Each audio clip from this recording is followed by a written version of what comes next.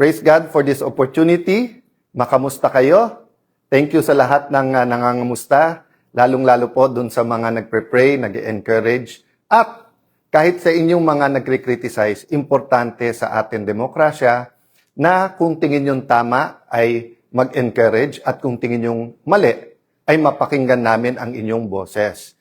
Kaya nga starting today, pipilitin namin na hindi lang po ako nagsasalita, kung hindi nakikinig ng mabuti kami sa inyo. So sa comments po, kung may mga questions kayo, unlike before po na ako mismong may hawak ng phone at kapag ka nag-live, binabasa ko po. But ngayon po, ililista po namin and then in our next broadcast.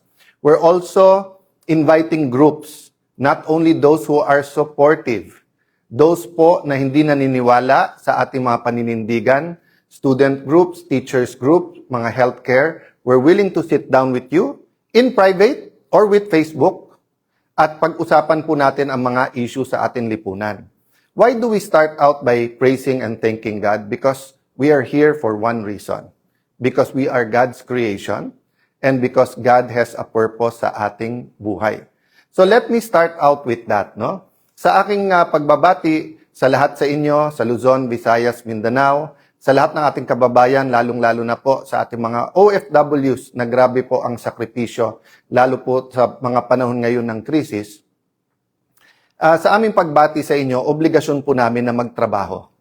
So the last few weeks, napakinggan nyo yung word na work or parating sinasabing trabaho, trabaho, di ba? Tapos yung iba, kasi actually kung pumunta ako sa Senate yesterday at tinanong ako, Sir, are you going to work? Or sir, magtatrabaho ba kayo? Ang isasagot ko sa kanila kasi, mali ang tanong nyo eh. Bakit po? Never naman tayo tumigil sa pagtatrabaho. From May 11, when we were elected as Senate President, until yesterday, when we were replaced as Senate President, hindi naman tumitigil ang pagtatrabaho. Ang question, anong trinatrabaho natin? What is our work? Siguro, if I may use a term, nation building. Yan kasi maintindihan ng lahat, nation building. Pero babalikan ko muna yon. There was a time sa Bible po na, alam niyo naman po, nung araw, ang pagbiyahe ay, meron na rin po silang mga vapor noon or mga bangka. Pero of course, ang most na biyahe ay mga kabayo, donkey, may gumagamit po ng camels, but most people, they walk, di ba? They walk. That's why nga po ang mga Hudyo, pagkapapasok po sa isang bahay, ang paa ang huhugasan kasi sandalyas, 'di ba? Wala pa namang on Nike, Adidas, Puma nung mga panahon na 'yon. Wala rin pong mga hotel, mga Shell, Phoenix, mga gasolinahan na kompleto ng mga restaurant na may Kenny Rogers or KFC or McDo or Jollibee noon. So nung isang beses po na maglalakbay ang mga apostles kasama ang Panginoon Hesukristo, nabasa po ng ating Panginoon Hesukristo ang pag-iisip po ng mga apostles. So nung tinanong po siya, because they were asking each other, nagtatanungan sila, ang tanungan nila sa isa't isa, saan tayo kakain? Saan tayo matutulog? May pera ba tayo? And miracle after miracle, nasaksihan na po nila. So ang sabi ng Panginoon Hesukristo sa kanila, seek first my kingdom and righteousness, and everything shall be added unto you. So there are many, many lessons there. But what are the relevant lessons for us today? One, seek the kind of nation we want. Diba? Parati natin sinasabi, ganito ang gusto natin Pilipinas. Actually, mas madalas natin sabihin, ano yung Pilipinas na ayaw natin. Pero we have to envision the Pilipinas na gusto natin.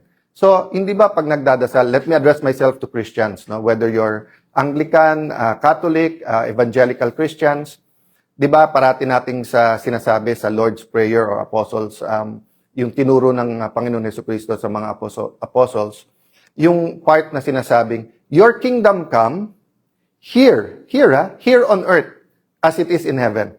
Ano po ibig sabihin nun? Bakit po tayo nagdadasal na yung kingdom mo sa heaven dumating dito sa earth? Kasi po perfect ang kingdom sa heaven. Walang gutom, walang injustice, wala pong nag-aaway-away, wala pong corruption, wala pong baha, kaya wala rin flood control scandal, walang may sakit, di ba? So, but it's also about a culture. So when the British colonized Singapore, they brought the British culture. When the Americans colonized the Philippines, they brought the American culture. Kaya tayo halo-halo po yung culture because ancient times, marami ng Chinese traders, and then dumating ang Kastila, then for a short while, dumating ang mga Hapon, but that was a different story, and then the Americans until Commonwealth. So what's my point? No? My point, lesson number 1, seeking His kingdom, tapos sabi, everything comes to you.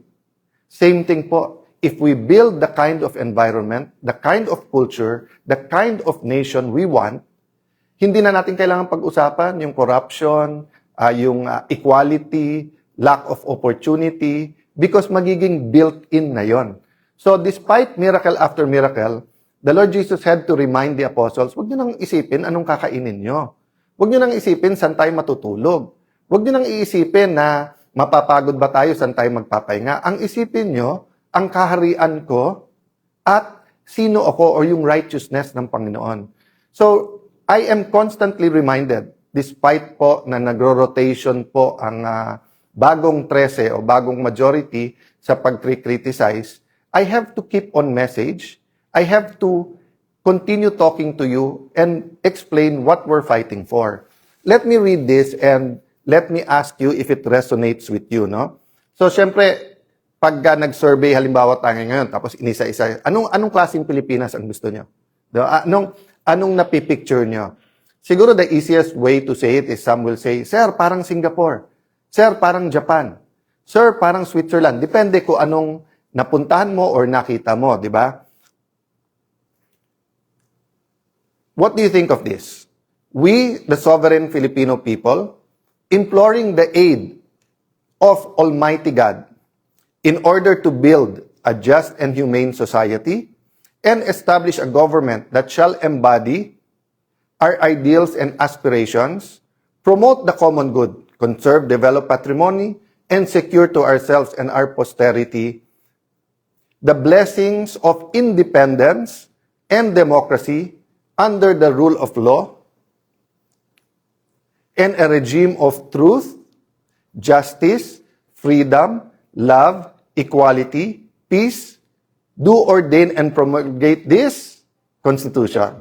So yun, medyo sa umpisa at saka sa dulo, giveaway kasi hindi po to nilikha lang ngayon or sinulat or hindi to chinat GPT or hindi to yung parang survey. Kung hindi ito po yung preamble sa ating 1987 Philippine Constitution, di ba? Ibig sabihin po, ito po ang attempt na i-articulate kung anong Pilipinas ang gusto natin. Can I highlight for today? 1, the aid of Almighty God. So dun po sa inyo naman nagsasabing, wag nating isama ang usapin Diyos o ang batas ng Diyos sa batas ng tao o gobyerno. Hindi po, mismong konstitusyon natin sinasabi in the aid of the Almighty God. I agree with you if you say na wag nating sabihin ang Diyos kampi kami sa amin or kampi sa inyo o kayo demonyo kami. Ganito. I agree with you kasi nga dapat we're on God's side. Hindi dapat nating claim na God is on our side, di ba? But yung salita ng Diyos ay importante. So that's number 1. Number 2, malinaw na malinaw dito. Rule of law, ibig sabihin po hindi tao yung masusunod kung hindi batas, di ba? At nakalagay din po dito yung sinasabing regime of truth, justice, no? So ibig sabihin po kailangan maghari ang katotohanan. So let me go to a new word, cover. Cover. What does it mean to be covered or to have cover? 'Di ba? So sa libro, yung cover, yun yung ibabaw. Pero halimbawa, sa ating mga Kristiyano ulit, mga kapatid nating Muslim, assalamualaikum, let me use the biblical principles and talk a little bit about what is close to my heart in what I've learned dun sa biblical principles. So halimbawa, sa mga Kristiyano, hindi po ang ating sariling gawa or hindi tayo worthy na ma-reconcile sa Panginoon. Pero paano yon? May utang tayo, may kasalanan tayo. We are covered by the blood of Jesus. You are covered, di ba? So pag sinabi kong halimbawa, George,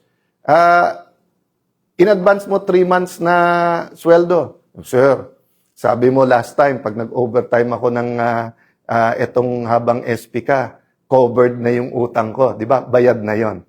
So, napaka-importante po ng word na cover. Okay. Having said that, ano po ang ibig sabihin pag sinabi natin na ngayon na recovered? Ibig sabihin, na-cover dati, nawala, nire-recover mo. Diba? So for example, during the time of President Aquino and the first half bago nung pandemic, President Duterte, napakaganda ng ating ekonomiya. Nagkaroon ng economic recovery. Diba? Na-recover. Nag-recover ang ating ekonomiya. But simula nung pandemic, nagka-problema, and then gumanda-ganda after the pandemic, then ayun, sunod-sunod. Yung ating flood control scandal, actually, ano lang po yun? Yun siguro ang pinakamalaki. Pero napakadami pa na systematic corruption na hindi na pag-uusapan. And then, of course, nangyari itong Ukraine-Russia conflict at tapos yung Middle East, nakakatapos lang pero we still feel the effects. So what I'm saying, again, our economy is suffering. We have to recover. Okay. So, in terms of nation building, yung 13 po ngayon o yung majority led by Senator Lacson, Senator Soto, Senator Win Gatchalian, of course, as the Senate President, the two Senator Tulfos, Rafi, and Erwin, I will not take it away. They want to build a nation. Don't take it away from us. Yung aming pong grupo want to build a nation. So, good faith po tayo. Meron kayong vision of a nation you want to build. Meron kaming vision nung gusto natin i-build. Pero tanong ko, anong regime? Regime of truth and justice ba? Kasi kung regime of truth and justice, let me tell you, mga kababayan, there are two groups now. Those who want to uncover the truth and those who want to cover up the truth. Dalawa lang po ha, dalawa lang po. So pwedeng one who wants to uncover, di ba? One who wants to cover up. O, ulitin ko ha, one who wants to cover up, wants to uncover. O, so dalawa lang parati yan, dalawa lang ha. Kung ano man ang ating kulay, politika, ang punto po, we have to meditate, we have to pray, we have to make a decision. Bakit po? Mali-maleta ang reward kung ikaw ay para dun sa cover-up. Pero, napakalaki ng mga consequences. Kaso, bashing, tatanggalan ka ng kung ano-ano. Basta, ipa-file lang ka ng cyber libel kapag ka ikaw ay for uncovering the truth. That's just the nature of things. Whether you talk about organized crime, whether you talk about slavery, whether you talk about all the injustices in the world, those who want to keep the injustice, those who want to cover up, usually have the resources. Kasi kumita sila doon eh. Di ba? Nandoon yung kayamanan ng mundong ito eh. But those who want to uncover the truth, to reveal the truth, di ba? To show the truth. So why is this important? Because, for example, we're an agricultural country, di ba? Gusto natin hindi lang to produce our own food. We're an archipelago, pero nag-i-import tayo ng isda. Nakakakain tayo, pero magsasaka natin, hindi nakakakain. Mga anak nila ayaw na po maging magsasaka kasi walang pera sa pagiging farmer.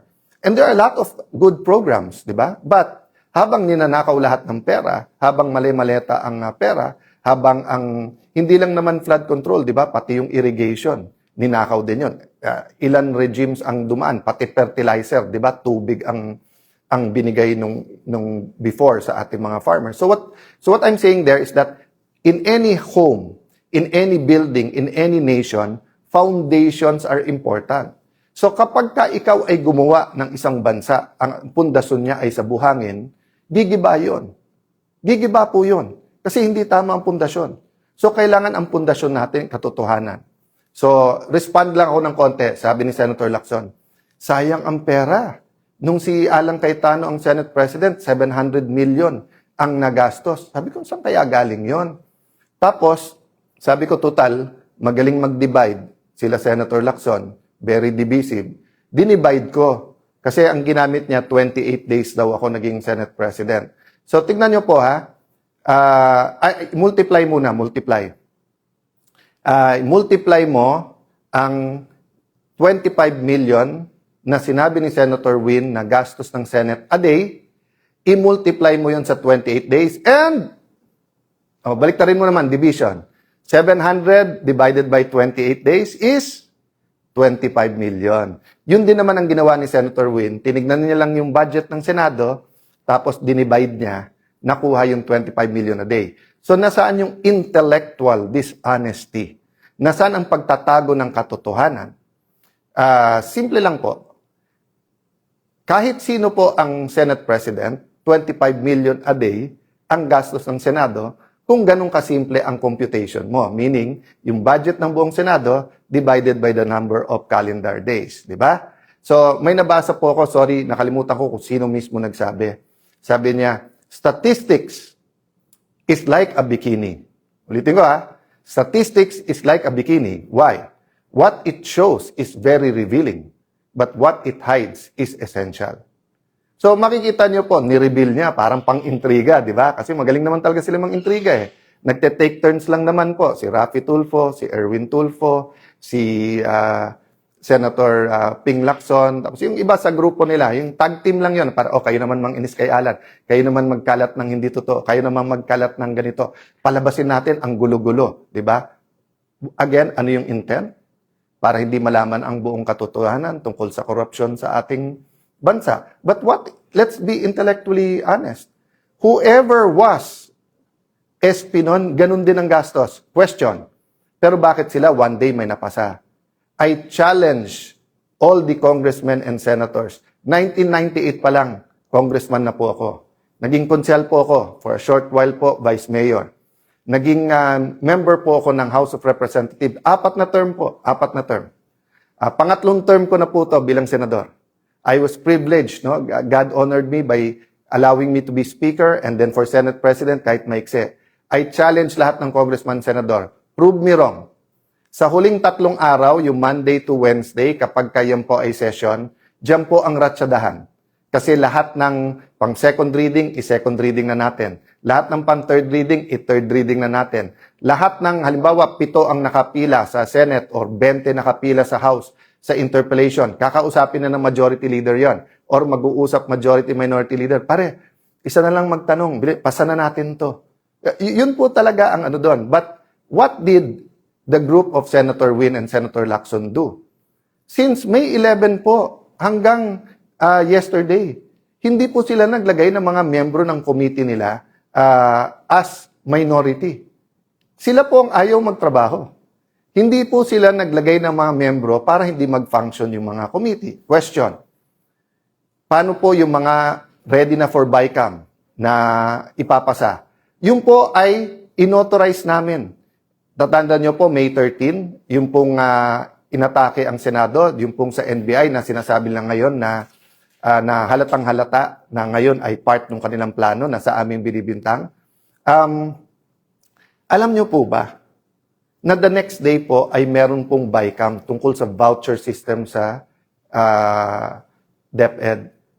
Yun po ay nakakasana sa House of Representatives. Nag-confirm ako, tinawagan ko mismo si Speaker D na pupunta po ako doon. Tapos nagkagulo. Kinancel nila po yun. Kung hindi ako nagkakamali, si Senator Bam Aquino ang chairman nun, ang magpapatuloy nun. Meron napakarami pong hearing. Yung hearing si Senator Pia tinuloy. Yung kay Senator Pangilinan, nagtanong naman siya sa floor, pero sunod-sunod na batiko sa iba't ibang mga pahayagan at online, kawawa daw yung farmers, dumating po sa Senate, tapos pagkatapos hindi pinakinggan. Kawawa po talaga kasi nagamit sila. Kasi pwedeng ituloy ang hearing. Hindi nila tinuloy. So yung sinasabi po nilang hindi nagtrabaho, waling-waling po yun. No?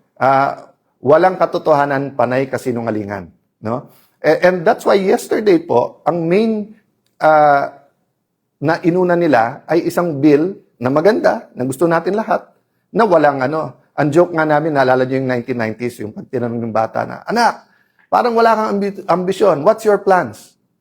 At sasabihin ng anak, ang plans ko, mami, may sampagita, may gumamela, may orchids. Kasi plants pala yon, hindi plans. So, nung tinanong yung majority, what's your plans for the special session? Waling-waling pala, di ba? So, huwag na tayong maglokohan. Yung kahapon, kasi may 13 na kayo, at gusto nyong palitan ang Senate President kasi gusto nyo, tuloy-tuloy na yung impeachment at ang gusto nyo, grupo nyo ang magdikta ng tempo through the presiding officer. That's been very clear to us from the start, di ba? Nung February pa, nung ipepwesto natin si Senator Loren Legarda bilang Senate President, yun na sinabi, hindi sila papayag dahil impeachment ang importante. Pero number 2 lang pala yung impeachment. Ang number 1, yung cover-up dito po sa flood control at napakarami pang iba. Kaya, ang message ko kay Senator Lacson, simple lang. Gusto mo, tumahimik muna ako, meditate, pray, ikaw din. Pero, Senator Lacson, napakahaba ng iyong career. Nakilala ka bilang nag-expose, nakilala ka na sinusundan mo yung ebidensya. Of course, there have been many issues also regarding you, your family, pero yung businesses nyo. Pero, sinantabi ng Pilipino yon kasi magaling ka mag-imbestiga eh. Pero ngayon, bakit? Panay comment mo na lang sa mga witnesses, pero ayaw mong humarap sila sa committee. So, ako hindi ko sinasabi na lahat ng witnesses na to, former Marines, mga bodyguards, mga former military, active military yung iba ha, na naging security. Hindi lang ni former congressman and head of the Appropriations Committee ng House na si Saldico. Marami pa po dyan kasi alam naman po natin na parating may security naman po ang ating mga congressman, senador at mga sekretary. Di ba? Alam naman po natin yon. Alam natin hindi sila pipit bingi. So, anong mawawala na may hearing na fair at pakinggan? Pero in the meantime, inuubos kami. Di ba? Kaya ang susunod daw, si Senator Marcoleta. Di ba? So, and then si Senator Bongo. So, I wanna honor Senator Bongo, Senator Bato, Senator Marcoleta, Senator Jinggoy. Bakit? Nung before May 11 po, nung nag-usap-usap kami, in fact, nagkita kami May 10 eh. At bago ko mapagharap-harap po ang 12, wala po si Senator Bato noon, nagsabi na po kaming lahat na dadaan tayo sa pagsubok na to at may magsabi na lang pag hindi na kaya. Pero napakarami nagsabi noon, kulong na kung kulong, harapin na natin kung ano to, etc. O walang hiwalayan tayo, grupo tayo. So I'd like to honor those who are in the front line. I'd like to honor those who held out, di ba? But ang problema kasi, nagbago yung laban eh. From just having a platform sa Senate para para fair yung ating impeachment, para makapag-focus tayo sa economic crisis, at para lumabas ang katotohanan, nakita na namin kung gaano kalaki ang skandalo at yung corruption na to eh. Ongoing to ha. Yung sasabihin nila na wala nang nakawan ngayon, tell that to the Marines.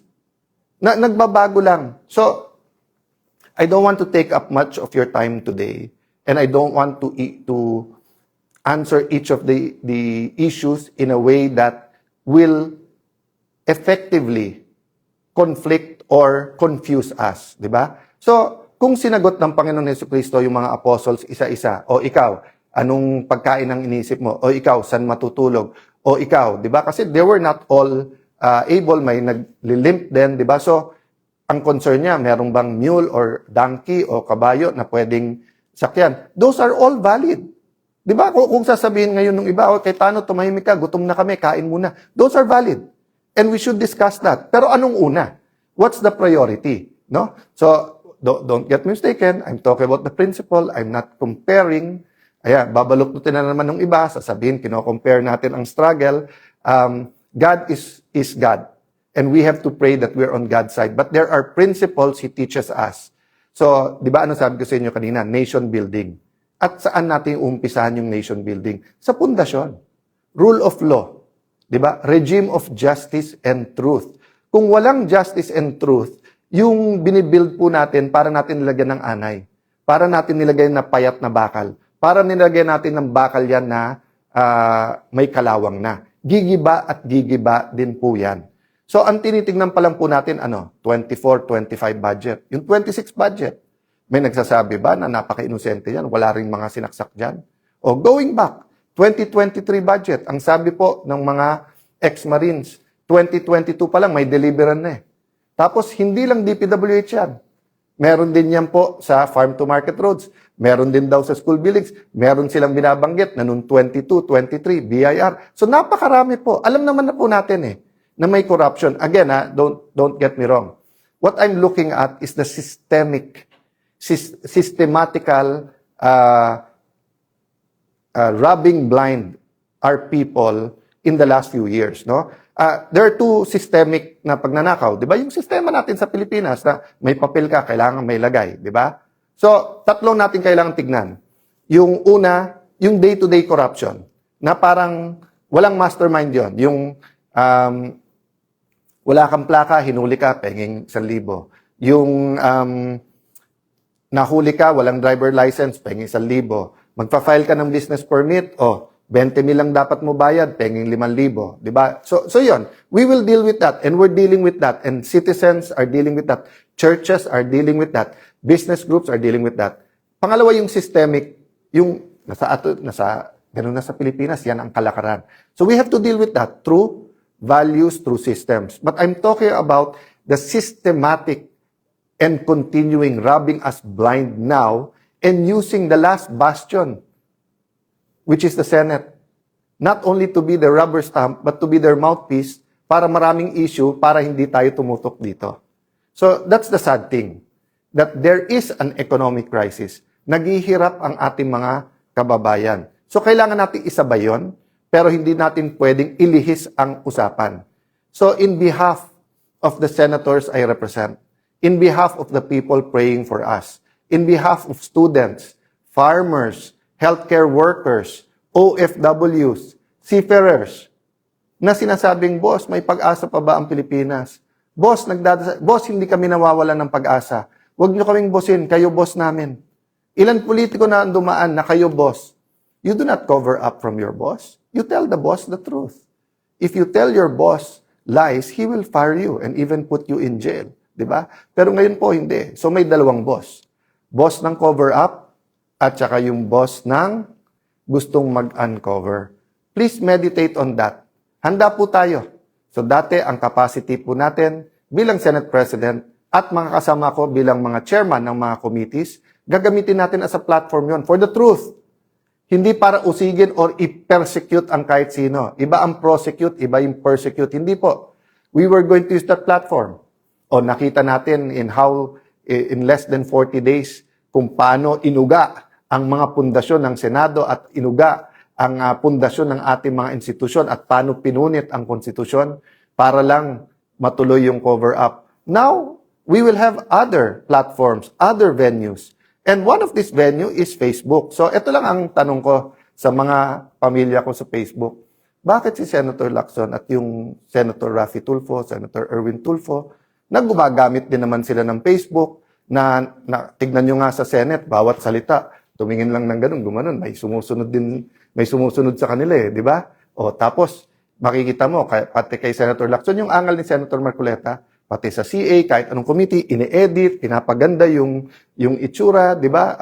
Yung sa NBI, hindi ko alam, totoo ba yun, yung talagang nag-ayos nung hearing, or everyone is aware that it's not only mainstream, meron din social media, but kayo galit na galit pag nagpe-Facebook ako? Ang hilig nyo rin mag-Facebook. So, sasabihin nyo, hindi, kasi mas maraming nanonood kay Alan Cayetano kasi nagsasabi ako ng totoo. Hindi naman parating mas maraming nanonood sa akin. Bakit last year ba mas maraming nanonood sa iyo? Raffy at Erwin Tulfo. Problema, nabuko kayo na may tinatago kayo. Di ba? O kung hindi lang sa sarili, para pati din sa Malacanang. So, walang perpekto sa atin. But it's time for real change. So, yun ang hinihingi ko mga kababayan. Huwag po tayong susuko. Huwag po tayong manghihina. Tao din naman po ako. So, I spent a day yesterday, sabi ng asawa ko, pwede kang kumain ng sisig ngayong gabi. Kasi nga, mataas kolesterol ko Pero sabi niya, para naman matuwa ka ng konti. Tapos sinama niya yung barkada namin na medyo magaling sa akin ng konti yon, pero ka-level ko na mag-chess. So at least hindi ako talo parate. Tapos, I spent a day reflecting. Tinext ko mga kasamahan ko as a group, individually, na kailangan ito ang sitwasyon, ituloy ang laban. I thank them. Humingi din ako ng kapatawaran sa pagkukulang ko. Sabi ko, pasensya na kayo, hindi rin ako perfecto, tao din. May pagkukulang din ako sa inyo. So sa ating mga kababayan, kung may pagkukulang din ako sa inyo, hindi lang bilang Senate President, hindi lang bilang ordinary senator, even in how I articulate these issues, pagpasensyahan nyo. But like you, let's all do our best. Let's not lose hope. And let's keep praying. No? I still believe there will be people who will be switching sides. Sabihin nyo, hindi sir, pakonti ng pakonti tayo. Sir, iba talaga yung may pera, may kapangyarihan. Hindi po. The moment you lose hope, that's the moment. Kasi may spiritual warfare dito. No? Sabi sa Bible, meron pong principalities, authorities, spirits. Isang spirit doon yung lying tongue. Yung bumubulong, talo na kayo, wala na kayong magagawa. Total, sila kumita ka na rin. Di ba? Huwag po tayong makikinig doon. Doon po tayo sa tama. Let us build this nation we love. And let us serve the God we love. God bless.